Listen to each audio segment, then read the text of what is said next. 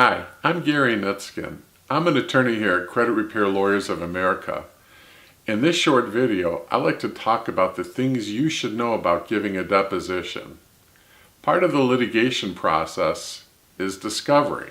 That's when both sides get to learn about each other's cases through the discovery process, and they get to use certain tools. One tool both sides usually get to use is something called a deposition. That's where one party gets to sit down with the other party, and under oath, they have to answer questions in front of a court reporter. The court reporter takes down everything he or she hears and preserves a record. Very few of our cases result in a deposition. I would estimate maybe 1 in 20 cases require a deposition. Still, if you're one of the fortunate ones that gets tagged to give a deposition, there's 3 things I want you to know. First, you have a good case. I wouldn't have taken your case unless I thought you had a winner. 2, before you sit down in that deposition, my staff or I will prepare you again and again and again. You'll be sick of us by the time you sit down in a deposition, and a deposition will probably be something that's old hat to you by the time you get there. Finally, in a deposition, either myself or one of my associate attorneys will be sitting next to you in a deposition, so you will not be manhandled, bullied, or any of that stuff. We're pretty tough too. So let me give you some of my best tips for giving a deposition. No matter what kind of case it is, these rules are immutable. Follow them. Rule number 1, without question or exception, tell the truth. No matter what. Even if you think that the truthful answer is going to torpedo your case, you tell the truth. Because after the opposing counsel is done asking you questions, I get to ask you questions, and that can rehabilitate your case. Please, no matter what, tell the truth. 2, don't guess at an answer. If opposing counsel asks you a question and you don't know the answer or you don't remember the answer, saying, I don't know is a perfectly acceptable answer, so long as it's the truth. Next, give the shortest answer possible. I don't want to hear background. I don't want to hear your impressions. Give the shortest answer possible. Here's a good example I like to use when I prepare someone for a deposition. If I see that they're wearing a watch, I'll ask them, do you have the time? Most of the time, I'll get someone that does one of these things. Yes, it's 12 o'clock. And then I'll look at them like that. They get the idea. The proper answer was yes. Don't volunteer anything. Next, take a few moments before you answer a question.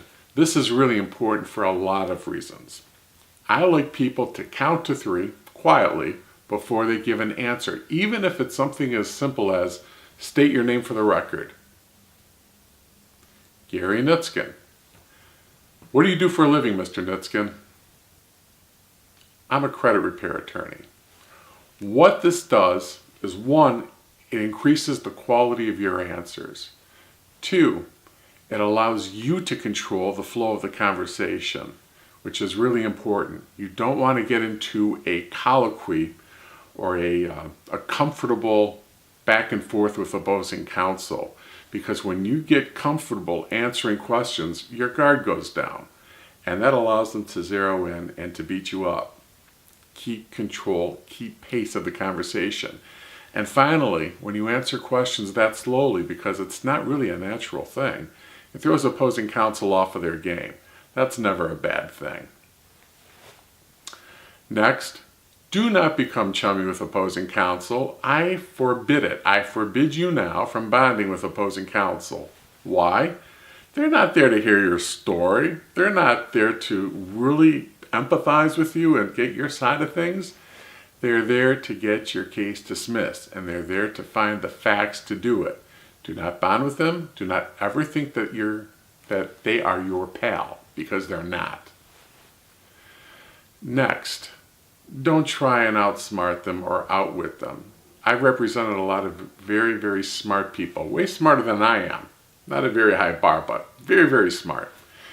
And they sometimes make the mistake of thinking because they have an advanced degree or even a PhD, and the attorney asking them questions may not have graduated from a great law school or have great creds, that they can outsmart or outwit them.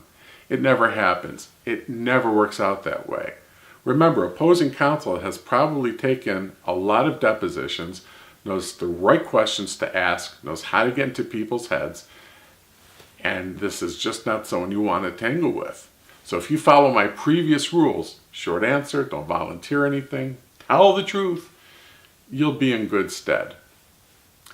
Finally, don't walk into a deposition with any documents that your attorney has not seen beforehand, because one of the first questions out of the attorney's mouth is, "So, what did you bring for me this morning? Let's take a look." I don't want to be surprised in a deposition, so if you have any documents in your back pocket that relate to the case, or in your purse, please let your attorney know beforehand that those documents are there. I'm Attorney Gary Nitskin. Those are my best tips for giving a deposition. If you have any questions or want to talk about anything credit, call or email me. We love to discuss all things credit. Thank you.